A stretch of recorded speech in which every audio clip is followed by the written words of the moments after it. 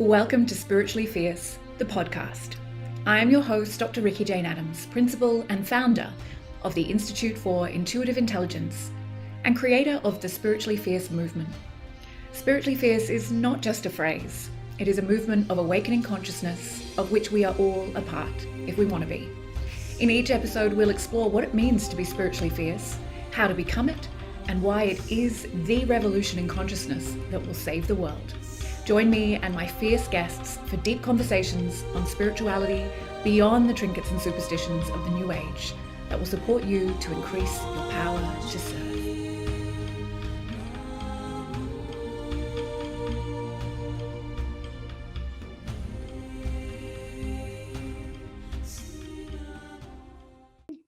Welcome everyone to Spiritually Fierce, the podcast, and I am here with my next guest, the beautiful Alicia Temmerman. Do you use is it Dumais? Is that part of the full name? Yeah, I just actually reclaimed my maiden name recently. Yeah. And I'm saying that right? Yeah, Dumais. Yeah.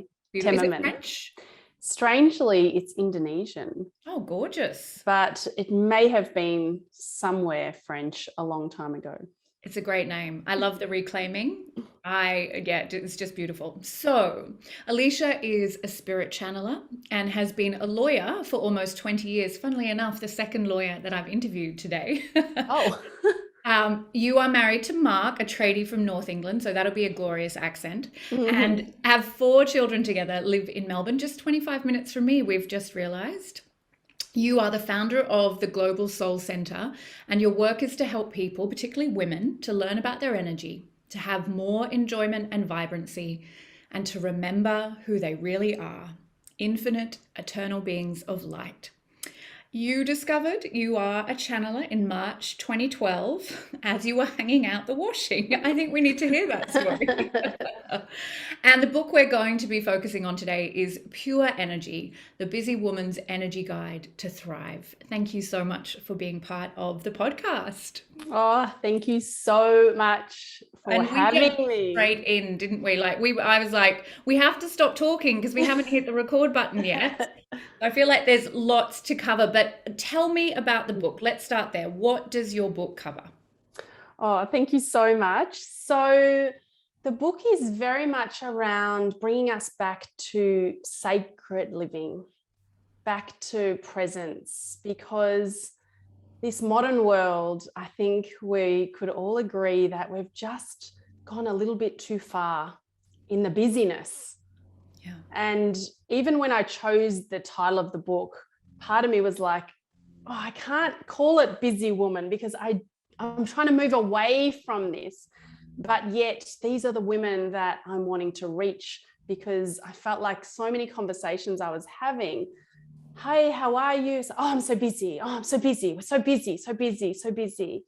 And so I'm really just wanting to bring us back to slow us down amongst this busy, little bit frenzied modern life, and bring us back to our center, bring us to presence throughout the days, to be able to, even when we have a full life and we have lots of different things going on, but to help women to have the tools to be able to just punctuate their day with coming back into awareness, coming back into presence, to stop the autopilot, because that was me.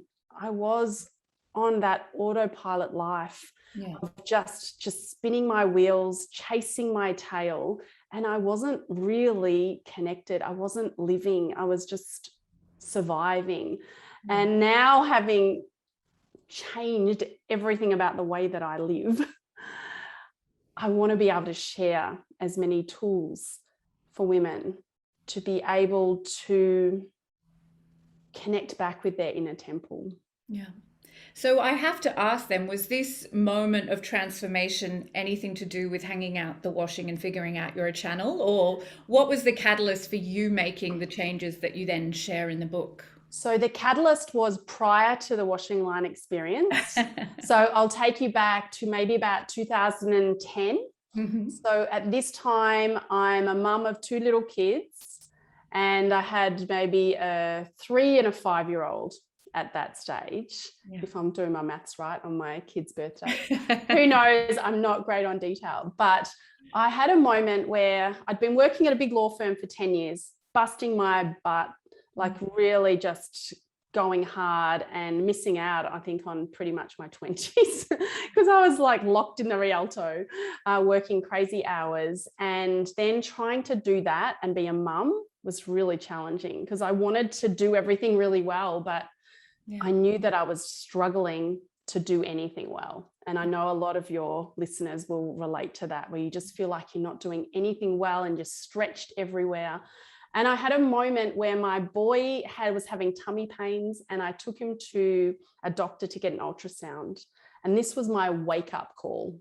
And also your listeners can probably relate to sometimes where you just have something and it's like, I cannot keep going how I've been going. And so he was having tummy pains. My little girl was running around and wasn't listening to anything I said. And it was, those embarrassing parenting moments where everyone's looking at you like, can you control your children? And I'm like, no, I can't. I'm hopeless. I'm useless, And then I had this other part of me saying, I don't have time for this. I need to get back to work.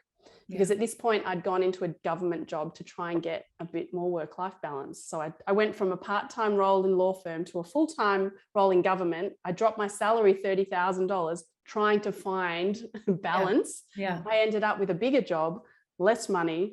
It was just crazy. And then there was this part of me saying, I don't have time to be here, right? Just get this sorted, fix, da, da, da, da. And then I just felt this kind of slap across my face almost. Energetically was like, what are you doing? You desperately wanted to be a mum. You're here with these gorgeous little creatures and you're saying you don't have time to be here when your kid needs you. Like, seriously, Alicia, what are you doing? And then that was kind of some ugly crying, and it was one of those. I got back into the car and I was like, I'm a terrible mom. And that was the moment where I'm like, I can't continue. I just can't keep doing this. And so that's when I started to get back into my meditation, into my journaling, I'd studied kind of Reiki and Qigong, and I'd been interested in spirituality since I was a teenager, but I'd fallen away and I'd lost my way. So it's a long answer to your question, but it ended up being that I started to get back in touch with myself. I was always interested in angels. And I had angel numbers that were following me everywhere, right? It's ridiculous. Like, you can't make this stuff up. Your head's just getting pulled everywhere you go. I get the same number. Here's the ticket. Here's the this, here's the that. And so that led me to a shaking meditation class. I had just quit my job. I decided I'm going out on my own. I'm starting my own legal business.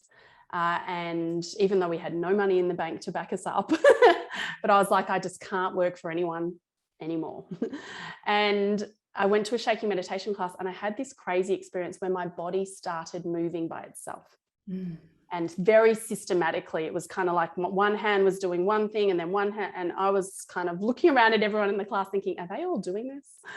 What's going on? And that then led to a couple of weeks later, I was hanging out the washing, Hills Hoist in Melbourne, probably no shoes on, feet in the grass. And I had this crazy experience where I have a voice start talking to me, but using my voice. And so I have this, I am maybe 30 times, and then finally breaks through. It's like a masculine sounding tone coming through my vocal cords. And then this voice breaks through, says, I am Goenga. I am your father spirit guide, and I am here to remind you what you are here to do on earth, to help people remember who they truly are, that we are all one, and to help people to understand the laws of energy. And so then over time, I had other energies come through, different mannerisms, different vocal tones, different languages. So it was pretty crazy. And I told about 6 people for 6 years. Wow. Because, you know, you're a lawyer, right? You're a successful career woman and mother and living a certain kind of life. And suddenly Yeah, you're now channeling energies with correct. different, yeah.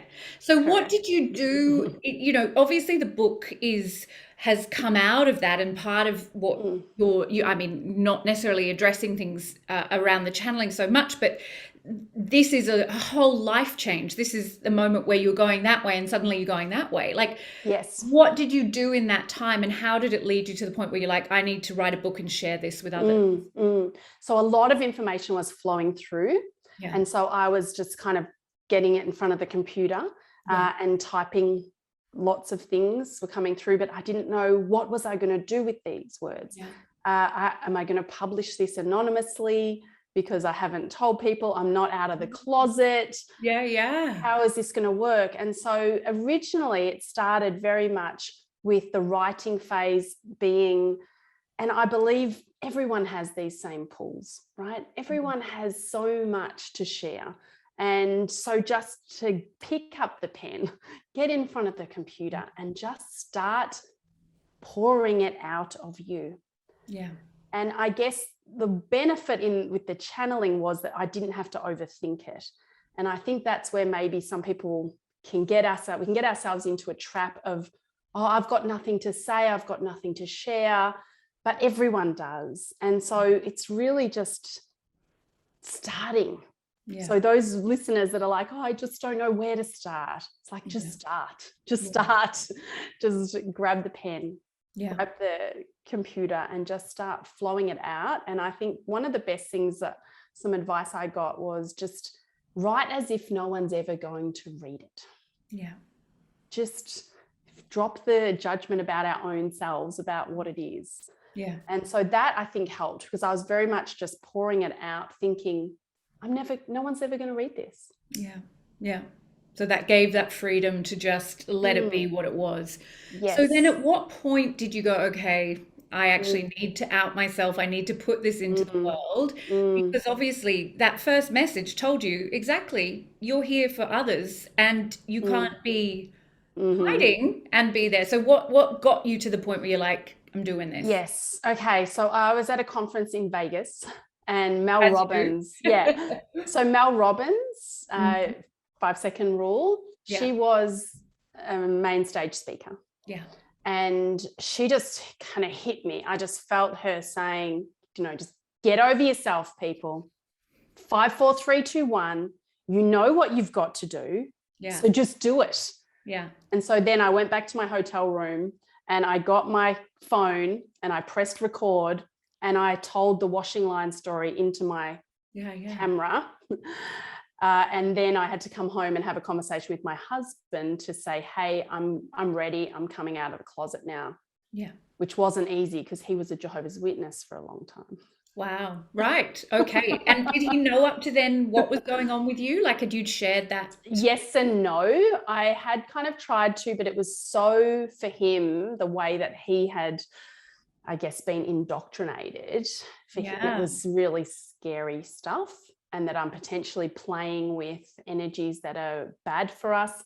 And I want to say now that I've never had anything negative. I've only had gorgeous messages come through. So that was a conversation. And so then I put that video on my personal profile. So if I do something, you might be a bit like this. If I do something, I'm kind of like, I'm in. I'm not I'm not half. I'm going out and so I put that on my personal page saying, hey, most of you don't know this about me. Wow. This is my story. I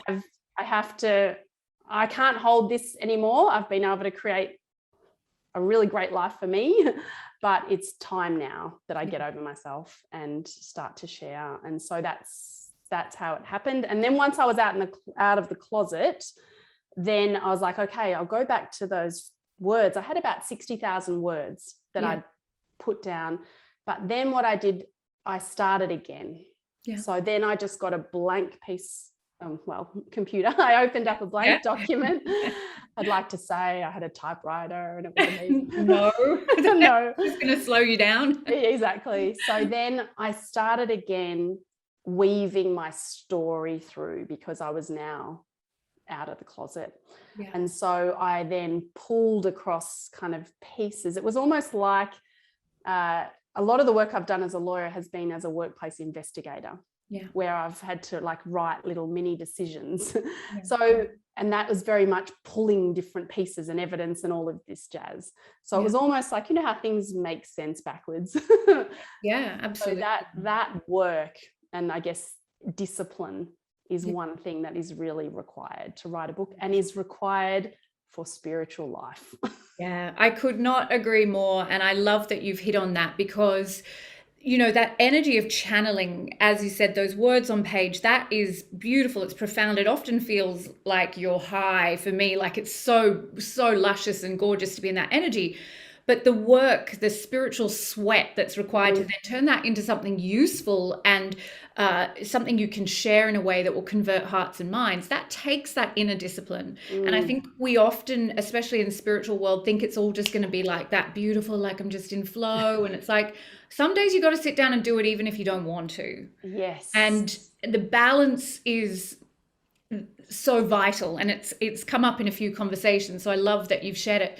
And the absolute preciousness of not getting rid of anything, like keeping those words, because you don't know when they're going to be needed, and not just going, oh well, if they don't have a function, I'll just delete that file. Like if you've been channeled, you keep it, you know it's one day going to have a place. Yeah, I love that. So how do you approach that now? Are you, I guess the question is, do you see yourself as a writer? Is that something in your job title?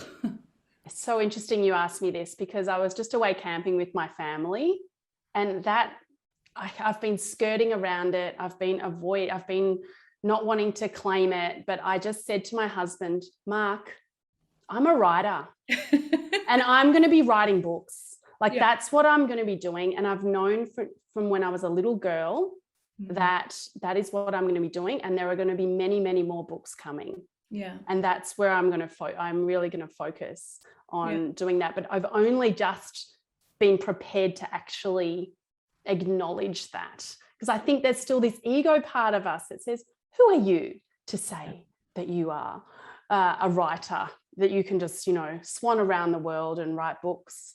It's like, well, do you know what? That's what I want to do. I want to swan around the world and I want to write books. Do it. Well, I couldn't think of a better way to live life either. And I love that idea of being able to claim it, and to then honor that claim and honor that commitment, which means that you need to write and you need to show up and you need to you know, keep that process going, because it's, you know, it's one thing to say it, it's another thing to do it. And that's the work, right? Like that discipline to show up to God and be that vehicle for whatever needs to be birthed into the world. Yes, which is still scary. Like still, even as I say it, I think, oh my God, you know, because there's so many other things that distract us. Yeah. And it just absolutely takes that priority, making it a priority to make sure that each day that I'm going to really start to put my butt down and stop with all the things that are fun and easy to distract us. But some interesting things happen along the way where it was kind of tested me a little bit. Not that spirit tests us, but there was one moment where I thought I lost all the manuscript. And it was just this moment, I think I'd transferred across to a computer and it was just gone. Absolutely. It just was the weirdest thing. It was actually just disappeared. And it was, wow. And it was just this moment where it's like, how much do you want this leash? Yeah. How much do you really want it? You know, we don't really realize until things are taken from us. And we can so easily be complacent with life. Yeah. And it was that moment was like, oh my gosh, yes, I want to give this to the world. I want to put it out.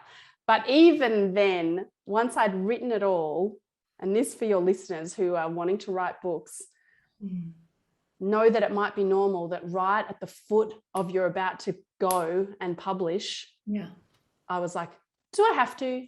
Do I actually have to put it out? Like, I know I've done it, I've written it, but do I do I actually have to? So it's Yeah. almost like it's literally that birthing process where you're about to give birth and you decide you don't want to No, anymore. this is too hard. Absolutely. I totally remember that in transition. I'm like, nope, done now.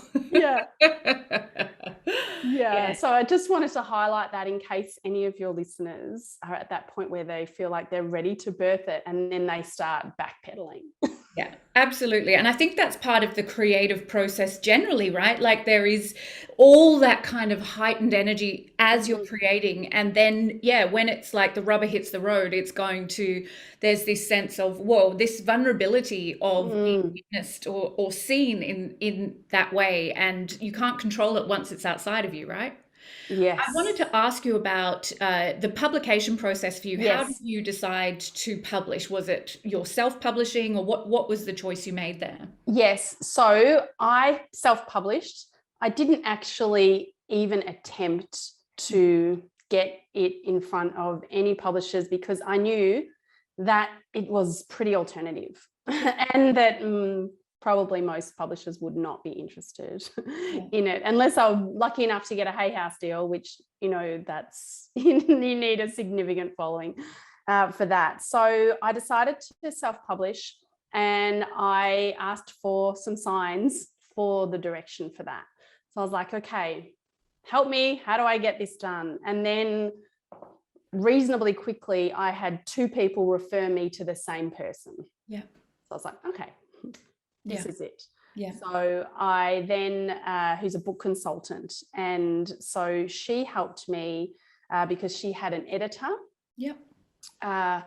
who edited, but it depends again what your readers what kind of book they're wanting to put out, because the editor that I had was pretty much just picking up typos and grammar. It wasn't, I didn't get any substantive editing done. And also she had, a layout person who could put it all together and do the back and the front show us. and show you pretty It's beautiful thing, and do all this stuff as well. Beautiful. So that was good, because if I had tried to work that myself, it probably would still not be here. So just to have someone that knew the game and knew how to do it. But I haven't actually, and my husband was saying to me, because I said, I want to write more books. He's like, well, maybe the book you've already got, maybe you should try and kind of publicize that a bit more. Yeah. So when did you publish that? Because it looks very shiny and new. I know. I published this in July 2020, I think, or maybe 2019, maybe. I should know this thing. I'm not good on detail, I tell you. Let's have a look. July, I'm a year out. July 2019. Okay. But I've only publicized it through my networks, through people I've known. So I haven't actually gone and got a publicist or done any of the things that are probably worthwhile to do. I understand that though, but I love the conversation around publishing, because I see a lot of people get very overwhelmed by that, when it's not overwhelming. You do have to educate yourself. And as you say, there's all sorts of experts out there who you can actually pay to support you through the process as well. And I think it's one of those things where people can fall into the trap of not getting the highest quality out of their book because they are afraid of that. And it's actually not scary. Like once you've done it once as well, it's, Spiritually Fierce was such a steep learning curve for me. But after that, I was like, yeah, I know how to do this now. And it is something that I think we should take the time to educate ourselves around. It's always good to hear stories of how people have done it. I self-publish as well. And there's choices in that for me that aren't just about, like you, I've never pitched anything to a publisher, but there is, there's no money to be made in books. God bless them. They're lots of fun, but you'd have to sell 1 million copies to start seeing any kind of income.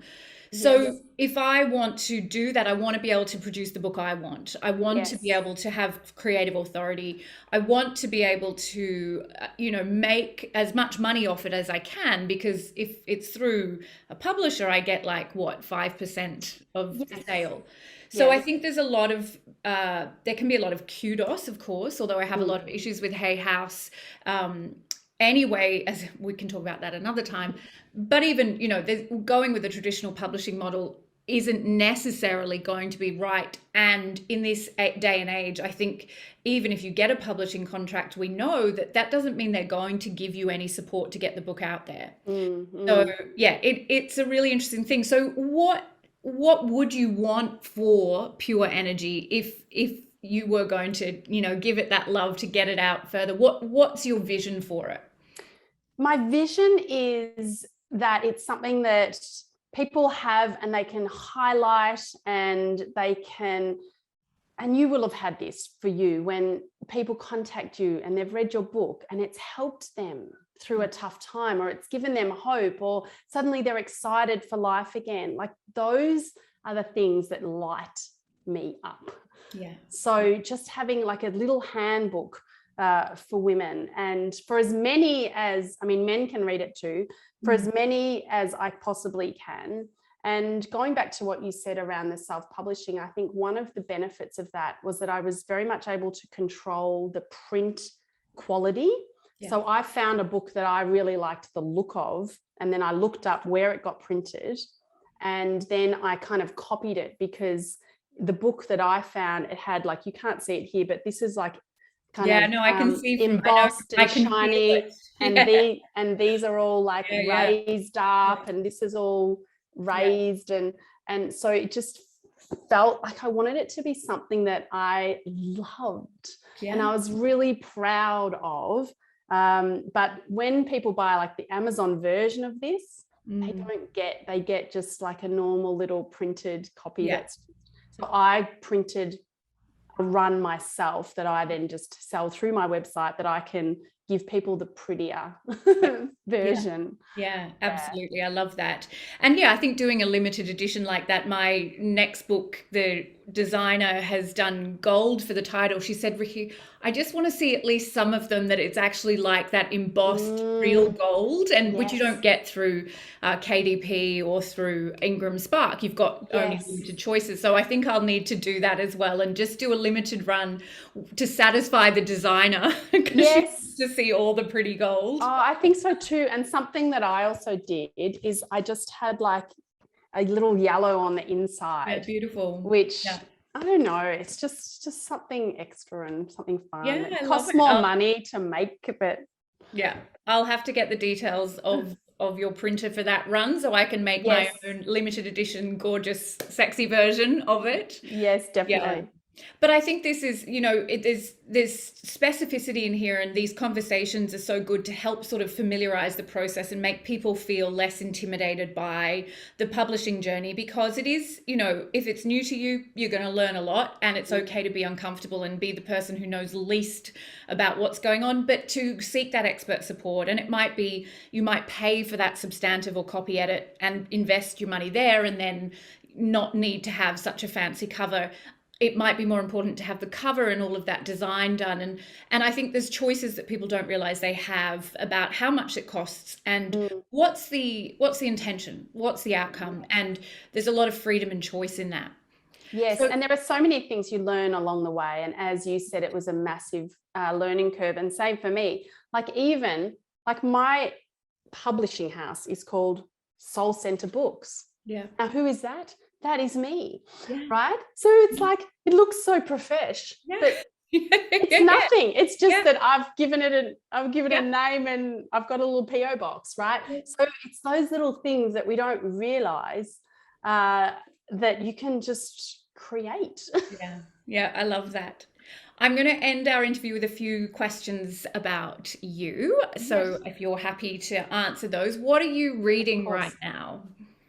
Oh, I've absolutely loved. I've just finished Wayne Dyer, Change Your Thoughts, Change Your Life, which is all about the Tao. You can probably pronounce it properly. Is it the Tao Te Ching or the Tao Te Ching? The Tao, yes, yeah. The Tao, which is actually interesting, because when my guides first came through, they were often talking about the way, and that I'm here to help people remember the way, the way, the way. And so then I've just picked up this book now, and we're like, oh, he's all talking about the way, the way. So I love that. I mean, I'm always reading A Course in Miracles. Yeah. It's just me too. there next to my bed, and I'm just dipping in and out of that. Just heavenly. Yeah. So they're the two that I'm reading at the moment. What is something people misunderstand about you? So probably so many things. I think that often people will say to me, oh, I don't know how you do it all. Or there's this kind of concept, I think, that some people have, that maybe you're like this superhuman. And I don't say that in a conceited way, but it's like, oh, I'm just exhausted even thinking about all the things you do. But I guess what I want to share about that is that I just don't take myself too seriously. And I stuff up every day and I make mistakes all the time. But once we have this lightness and we know that we can never die and that we are here just experiencing, just like takes the valve of pressure off. Yeah. And it's like, just do it, have a go, whatever, just get amongst it, enjoy, and get into life. So it's not that I'm what's the word, superhuman crazy person that is just running around, because people say, oh my God, you must be so busy. Oh, you're so busy all the time. I'm like, it doesn't feel like that to me. Yeah. Just having fun. Yeah, I love that. And if this was the last 24 hours on this planet for you, what would you want us to know? Don't waste it. Don't waste this opportunity. There was so much put into I guess I'll say, make it as a decision, but for you to have come at this time into this body, to have chosen your family structure, to have done all of these things that you chose to incarnate at this particular time. And what I really want is more and more humans, when we transition and we drop our bodies, to really feel like we had a great crack here. We jumped out on the game field, and we really gave it and had fun, and not to regret stuff, and not to overthink stuff, and not to spend our lives worrying and stressing and living in fear of all the things that may never happen. And just to lighten up and have more fun. Beautiful. Thank you so much, Alicia, for your time and your wisdom, for your generous sharing. It's been such a privilege to spend this time with you and get to know you. And now we know we're neighbours. We'll probably have to spend some time together in real life. Please, I would love that. Yeah, that'd be awesome. Thank you, everyone, for being here with us today.